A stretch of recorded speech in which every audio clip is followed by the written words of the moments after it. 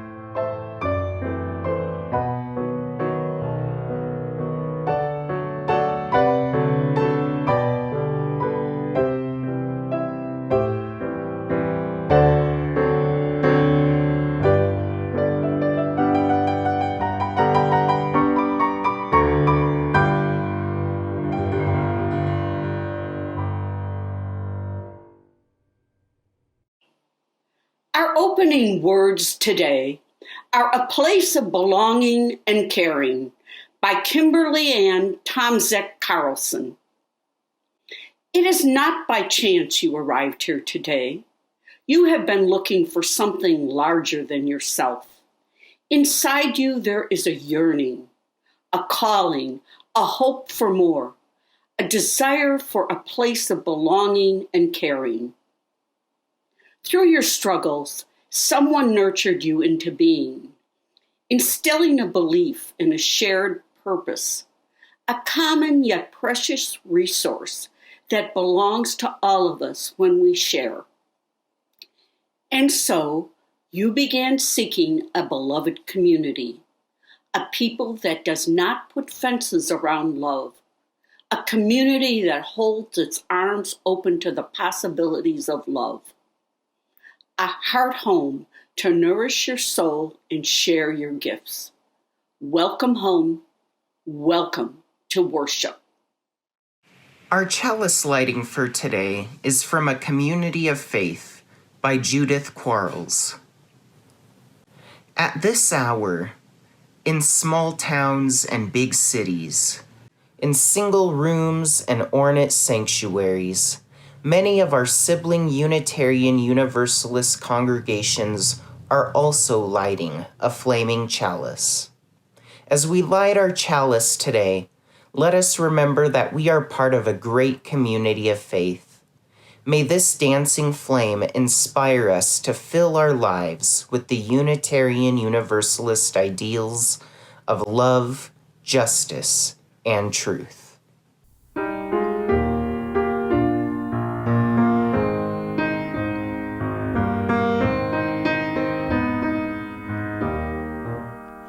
When our hearts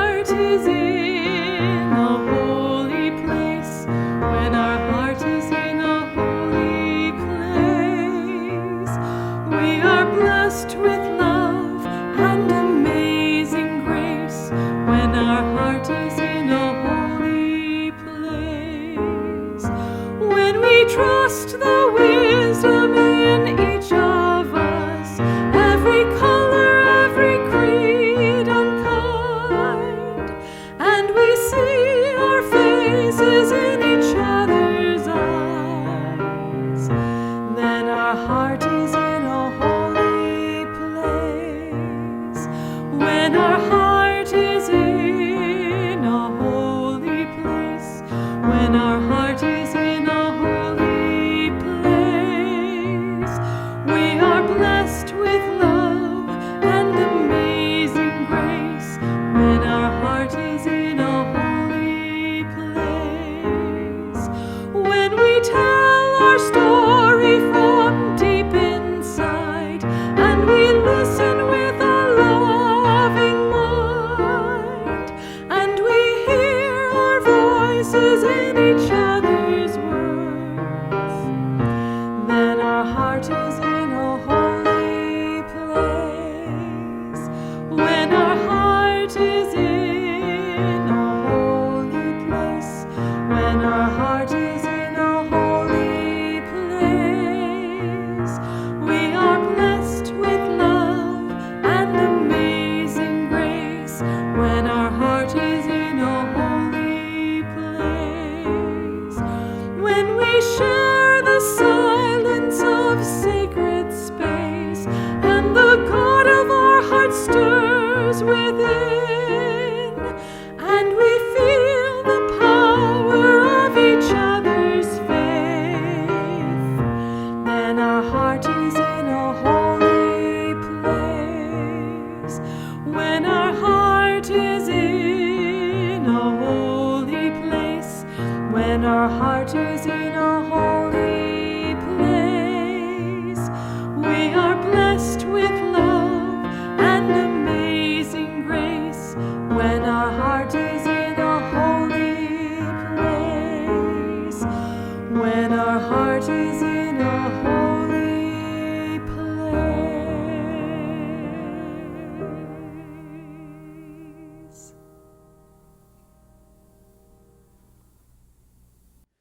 Our reading today is by Dr. Anthony Pinn from his book, The End of God Talk, an African-American Humanist Theology.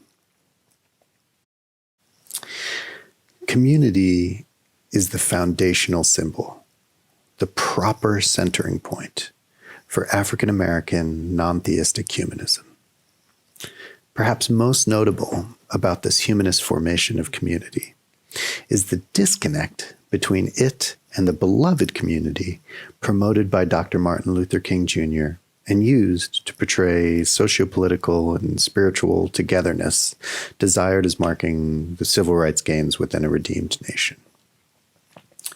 African-American non-theistic humanist ethics promotes a sense of proper conduct or action as the fragile consequence, first, of grounding the individual in an appreciation of life lived as fundamental. Second, with a sense that life so understood is embodied. And third, that it has to do with the real occupation of space and time in new ways. Our second reading today is from Dr. Martin Luther King Jr., from The Role of the Church in Facing the Nation's Chief Moral Dilemma.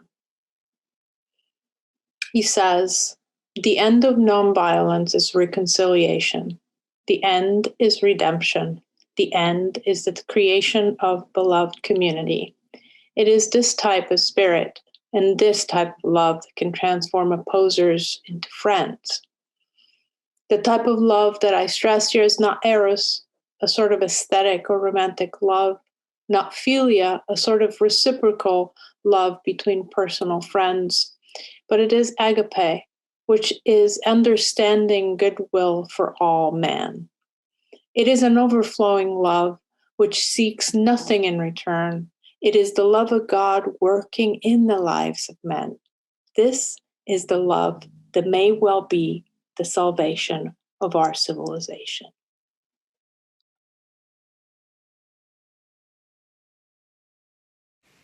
Please join me in prayer. beloved mystery, Beloved Holy One, eternal and eternally changing infinite friend, source of all common creation, open our souls to the voices of this community and to the voices of those who have yet to come. provide us the wisdom, will, and welcoming nature necessary to achieve common well-being. Help us to live into our communal nature, so that we may live together in love, peace, and justice all the days of our lives.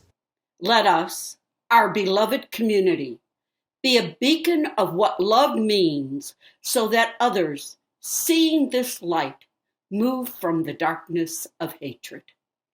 Let us not look away from the needs of our neighbors, but instead advocate and strive alongside them for those life-affirming conditions. Bless us with the persistence in striving for love and interconnectedness. Share with us your grace. Bless us into an embodied, expansive community, and hold us in love as you remind us that when we are together, you are also there. In the name of the Spirit of love within us, we pray. Amen. Amen. Amen, and blessed be. At Eliot Unitarian Universalist Chapel, we have a long-standing tradition that we share our Sunday collection with our partners in the community who are also working to the same shared values that we have. In the month of February, we are sharing our plate with Home Sweet Home. And I'm so pleased to have Betsy Reznicek here with us. She's the executive director of Home Sweet Home, and she's going to talk to us a bit about what Home Sweet Home is and why it's so important. So tell us about Home Sweet Home, Betsy. What do you do and why is it so important? Yeah, thank you so much for your past support and your ongoing support. Home Sweet Home is a nonprofit furniture bank. So what that means is that we take donated furniture and household items. We put it into a big warehouse here in Brentwood, but then we partner with about 40 different organizations who refer clients to us.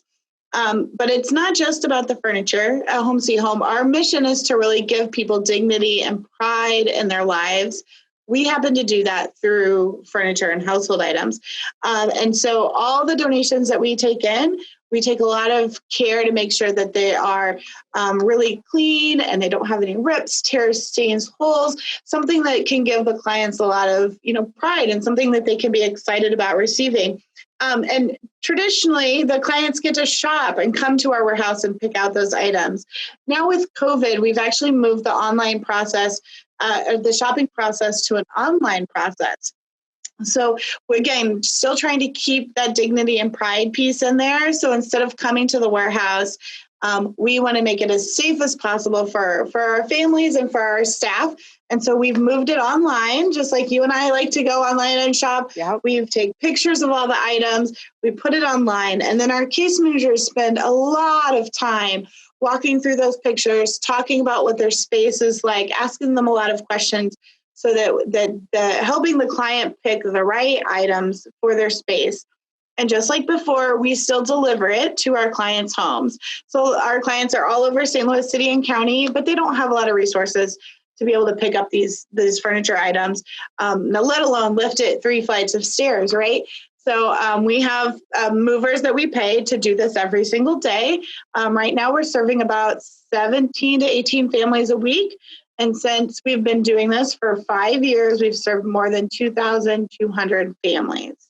And so your support helps make sure that we can keep those trucks running, that we can pay staff that really care about the families that we're serving and treat them with dignity and pride during this process. Keep the gas running, the lights on, all of that stuff. Each family ends up getting a whole apartment worth of furniture, right? So they're getting kitchen tables and kitchen utensils and a bed to sleep in. And so when you donate, whether you're donating furniture or you're donating resources like money, it's all going to make sure that we can give little kids a bed to sleep in and parents that dignity of being able to give their kids dinner at a kitchen table, just like you and I do.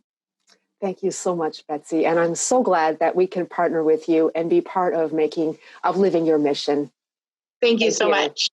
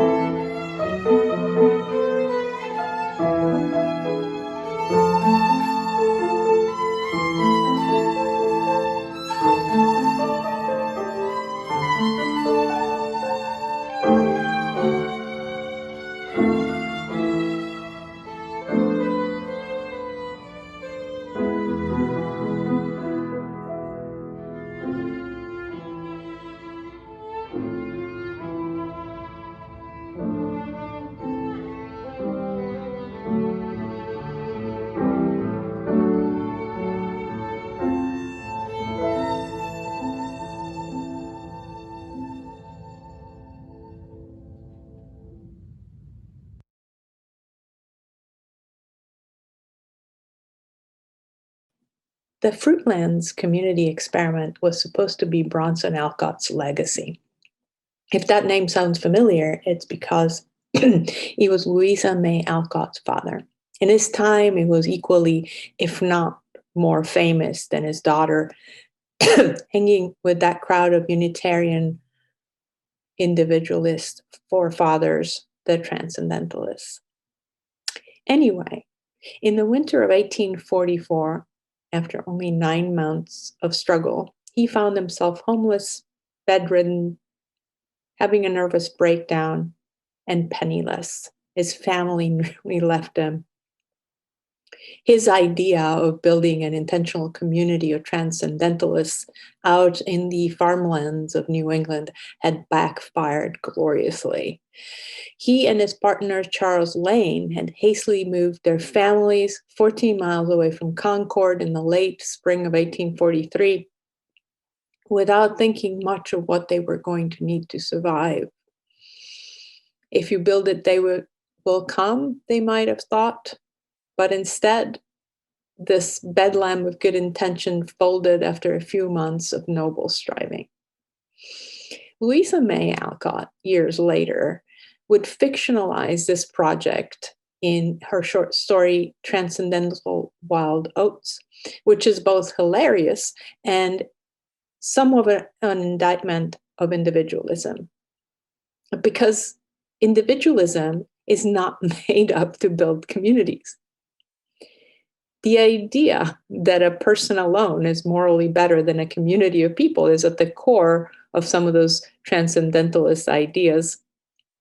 And it can work if one is alone at Walden Pond, but not with 14 of your closest friends and family in one farmhouse at Fruitlands. Of course, Thoreau was not really alone, but that's maybe for another discussion. I've been thinking about intentional / utopian communities lately. I mean, who hasn't dreamed of getting a cheap plot of land and gather all their like-minded friends, spend idle time sitting around this imaginary campfire, hanging and talking about beauty and truth? Well, according to the internet, a lot of people do.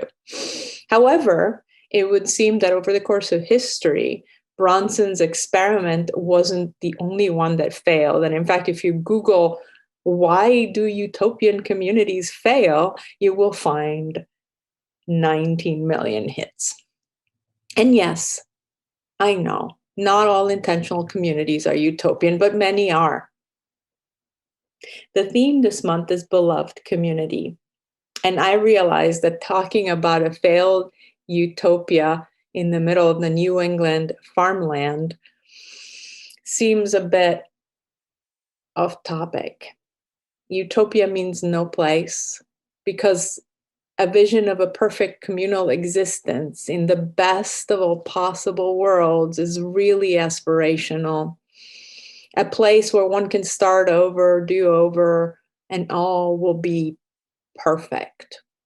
Can that really exist? Because humans, we are perfectible, aspirational, teachable, but we aren't perfect. We are messy. We are what my 15-year-old calls gross, but in a good way. And I think that most of the reason these communities fail is that they have been organized with the intention of throwing out the proverbial baby with the bathwater and starting completely over. There is a lot of choosing on a binary. Yes, this, no, that. Eventually finding our place on either side of this imaginary dividing line that says either you're with us or you're against us. All the things that are thrown out, seen as imperfect, and therefore assumed to be of no use. Here's the deal, though. Individualism, perfectionism, a sense of urgency, like, oh, let's move to Fruitlands, it'll be perfect, let's go, let's go, let's go. This either or thinking, they are cornerstones of white supremacy culture. And as such, when we use them, or if we use them to construct a community, regardless who's in it, we're going to get a community rooted in white supremacist culture every time, even when we don't set out to do that. And this is the opposite of beloved community. Beloved in someone or something who is dearly loved. Applied to a community, it takes away the duty-bound implication that all will be perfect and points to love as the connecting principle. This is love as agape, as Dr. King says in the reading, love as goodwill to all humans. but it is also what Dr. Pinn in our other reading calls the appreciation of life. Life lived fully as embodied. In these imperfect human bodies, what Cornel West calls our cracked vessels. Let me get biblical for a minute. In the writings of the prophet Isaiah, we find a bit of talking about the lion and the lamb living together, the cow and the bear grazing together. This is Isaiah telling us that there is a kind of peace that is different, but we can still imagine it. So have you ever thought what it would take to get predator and prey to hang out together? Does it just happen? No, it takes a retooling of our imagination. It takes radical love. And hear me out, this is love as a verb, to love, not simply a feeling. In beloved community, we have to show up to transform each other. So I want to end by going back to Bronson Alcott. He did fail in Fruitlands, but later in his life, and almost unintentionally, he did succeed in forming a community where he could thrive. In 1857, the Alcotts moved to Orchard House in Concord, close to their transcendentalist friends. And then there they began a supportive community where people cared for and supported each other. In Concord, the community was willing to come back to the table and solve disagreements and help one another through good and tough times. It would seem when they set aside individualism and chose to understand and respect their own individuality, that they love each other into a better community. You see, being teachable, messy, imperfect, and aspirational is in our UU legacy, and our UU faith compels us to be in a world where aware of both the worth and dignity of everyone and everybody's interconnectedness. May we be bold and creative to act in love, which is a verb when we are called to be in community. My feeling about beloved community comes from 3 incidents in my life. The first occurred many years ago at a church in Chicago. It was sad. One of our members committed suicide. A friend called me, very angry, saying that our church was a false church. We cared about each other on Sunday, and the rest of the time, we didn't care. When I started to protest, she stopped me saying, "Oh, it isn't only the suicide. Even the good things we don't care about." No one said anything when I graduated. No one even said anything on Sunday. An incredible sadness came over me because I knew she was right, and I was no exception to that. I realized then that being a beloved community is not just a Sunday thing. The second lesson for me about beloved community came with studying Buddhism. I went to what is called the Dharma teaching on being non-judgmental. When I thought about being non-judgmental and the beloved community, I realized that being in community is not approving every action another person does. Just as we make mistakes, so do others. Rather, being non-judgmental is having compassion without judging who we think is worthy of our compassion, our support. Compassion is wanting the well-being of the other person as strongly as I want my own well-being. I will admit that this is difficult for me. It is easy to support, to be compassionate toward those who like me and whom I like.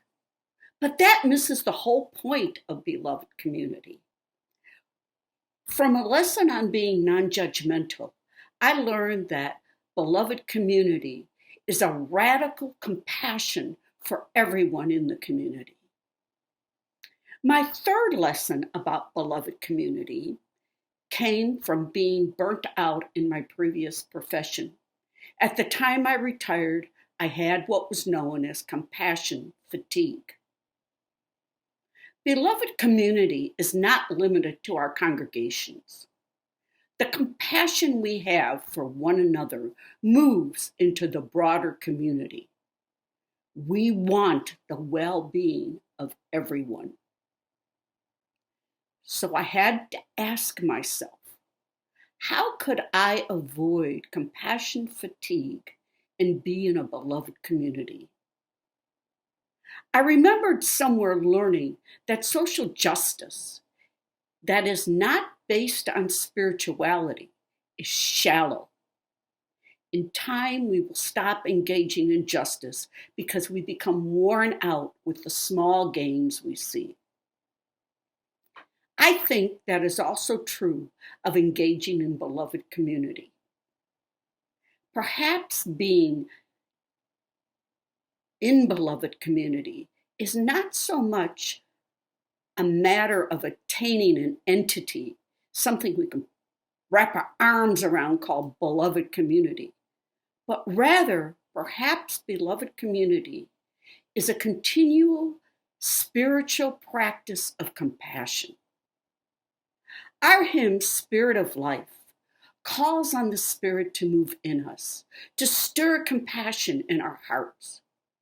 Whatever for you that Spirit of life is, that Spirit is the basis of our beloved community. Calling on the Spirit renews us both individually and collectively. We have 6 sources of wisdom.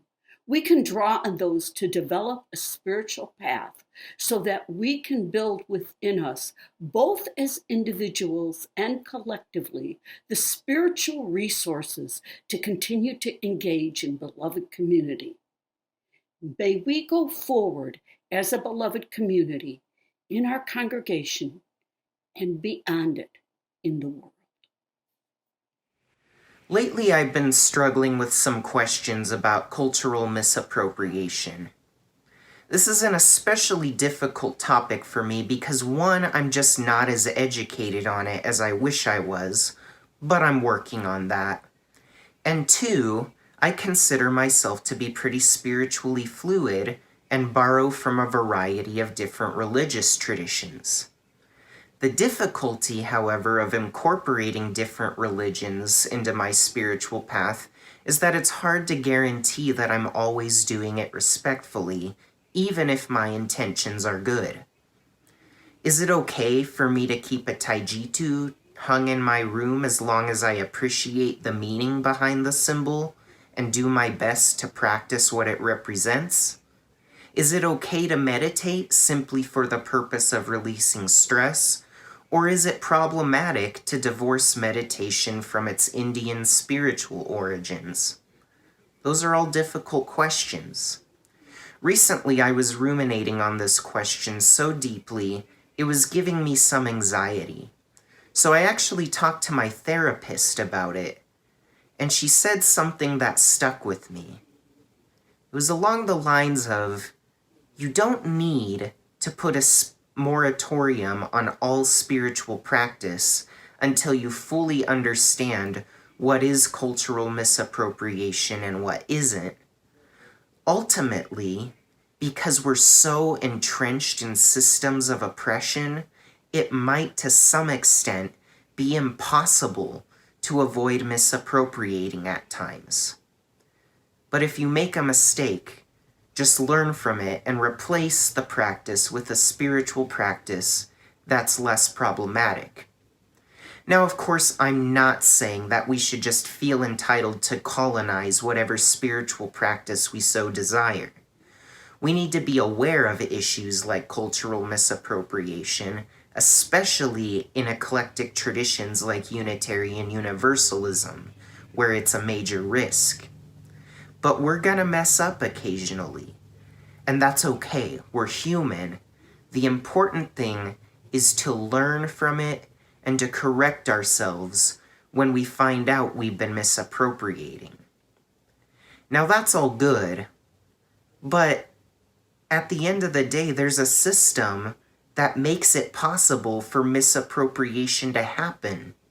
So while we need to be mindful of that risk, imagine if we could create a system where colonialism wasn't so inherent in our ideology that we wouldn't constantly be at risk of doing harm. Imagine if we could easily borrow from other traditions and mix and match and exchange without risking economic exploitation. Today's second reading discusses the importance of changing systems. Until we do that, the ideal of beloved community, Pin argues, simply can't exist.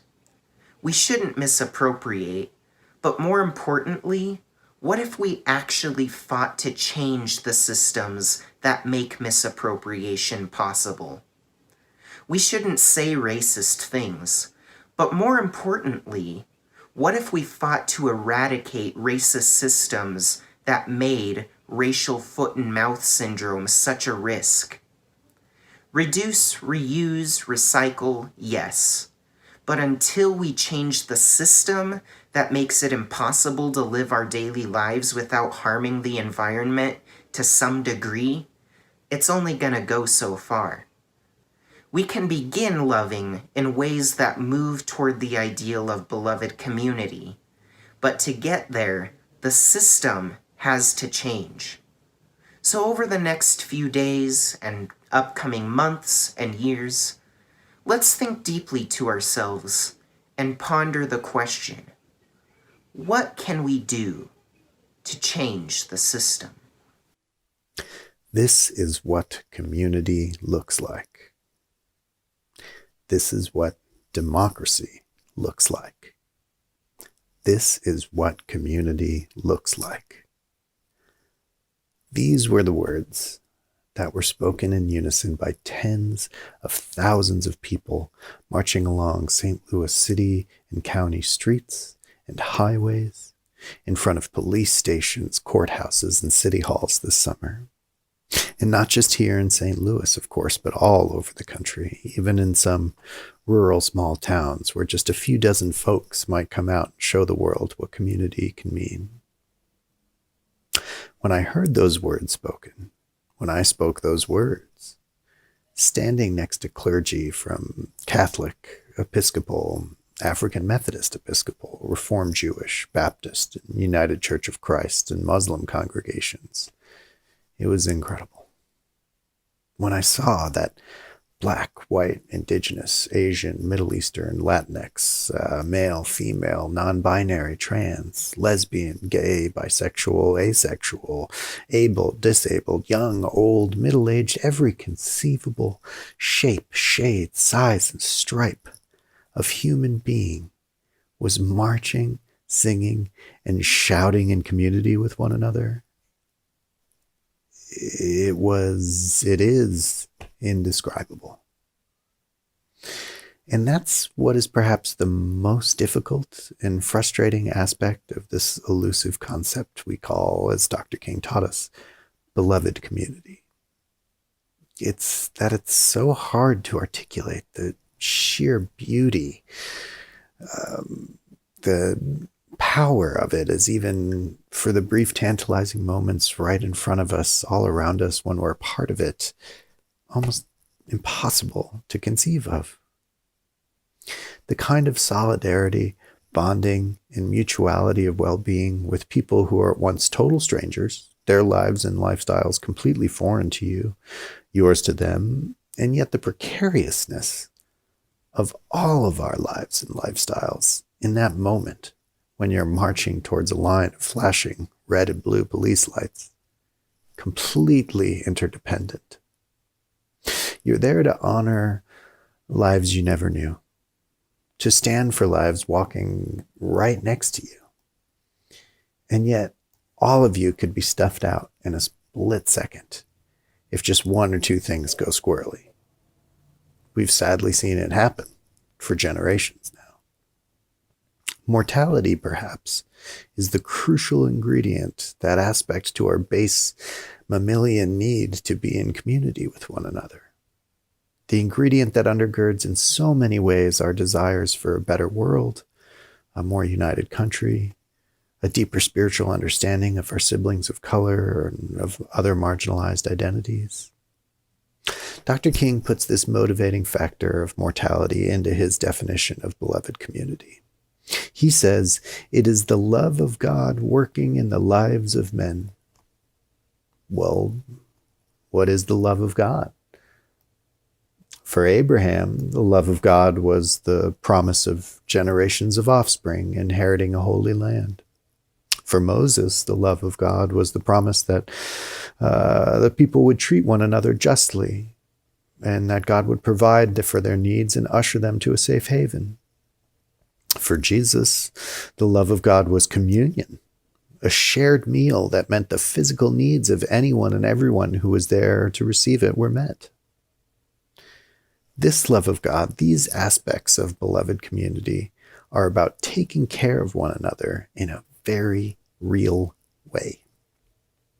You can safely have and raise children. Those children can look out for one another and grow up in a safe place. They can feed, clothe, love, and live alongside one another in an interconnected web of mutuality. But that's not necessarily what many of us immediately think about when we hear beloved community, or when we hear about God's love working in the lives of men.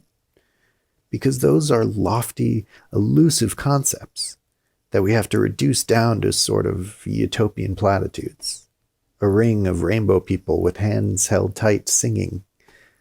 But that's not reality. The reality of beloved community is the essentials of life, generously accessible and shared, because of the recognition that all lives are worthy of this type of love.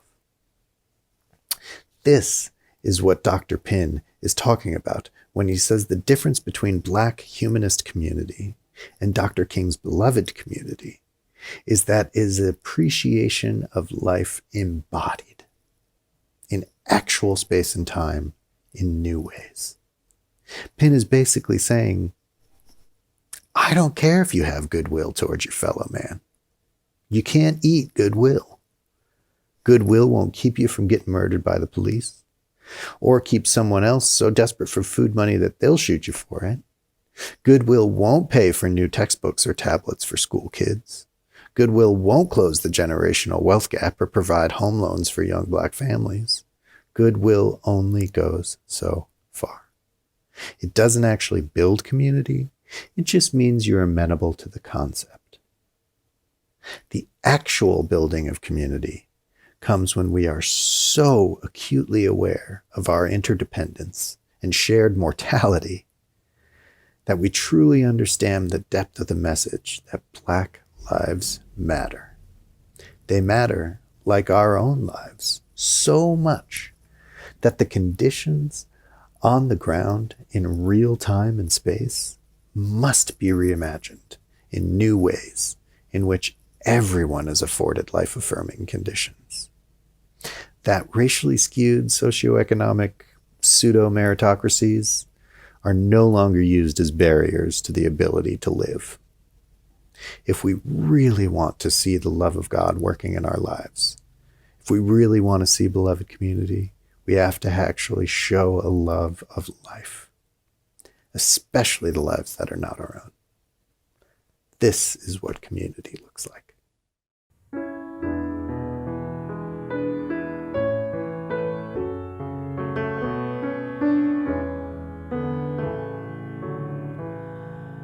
Come sing a song with me.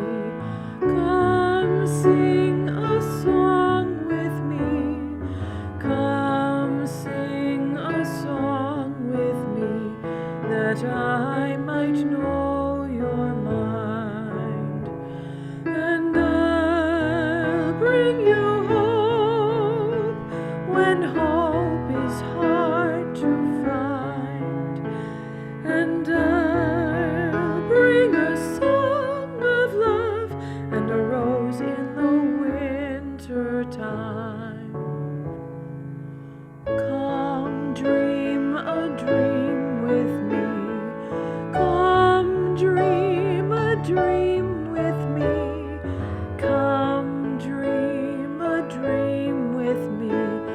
that I might know your mind, and I'll bring you hope when hope is hard to find, and I'll bring a song of love and a rose in the winter time.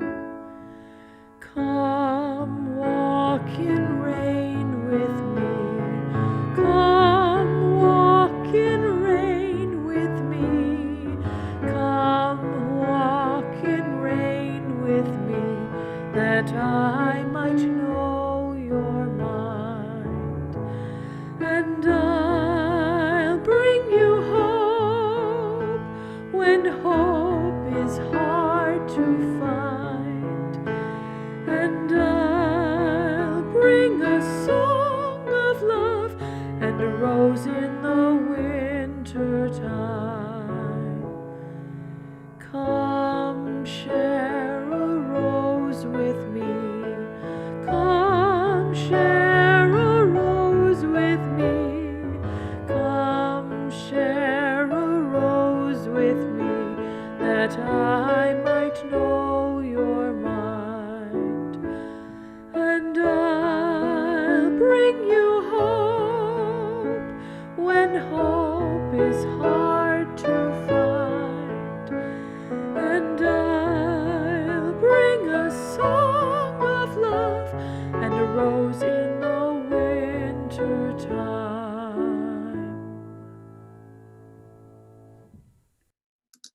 Our closing words today come from Universalist Hosea Ballou. If we agree in love, there is no disagreement that can do us injury. But if we do not, no other agreement can do us any good. Let us endeavor to keep the unity of the Spirit in the bonds of peace. Amen.